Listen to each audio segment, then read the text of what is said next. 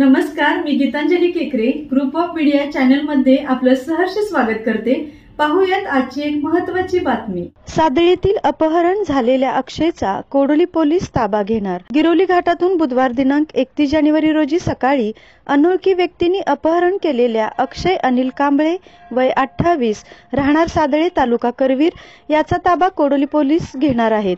अक्षयचा मावस भाऊ शुभम संतोष मोरे राहणार भोजता निपाणी जिल्हा बेळगाव सध्या राहणार सादळे यांनी कोडोली पोलिसात फिर्याद नोंदवल्यावरती कोडोली पोलिसांनी वेगवेगळी पथके स्थापन करून तपासाची गती वाढवली होती। तपासात या अपहरणाचा अक्षयने स्वतःच बनाव रचल्याचे स्पष्ट झाले होते, तरी देखील तो सापडत नव्हता। त्याचे नातेवाईक तो सुखरूप असल्याचे सांगत होते, परंतु त्याचा ठाव ठिकाणा लागू देत नव्हते।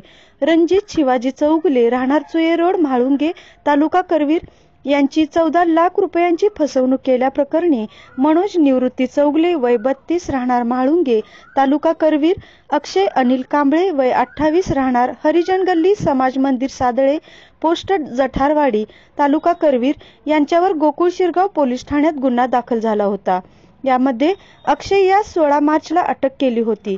दिनांक 18 मार्च पासून तो न्यायालयीन कोठडीत आहे। शाहूवाडी विभागाचे पोलीस उपअधीक्षक अप्पासू पवार यांच्या मार्गदर्शनाखाली न्यायालयाकडून अक्षयचा ताबा कोडोली पोलीस घेणार असून त्याने अपहरणाचा बनाव केला किंवा खरेच अपहरण झाले याचा तपास सुरू केला जाईल, असे कोडोली पोलीस ठाण्याचे सहाय्यक पोलीस निरीक्षक कैलास कोडक यांनी सांगितले।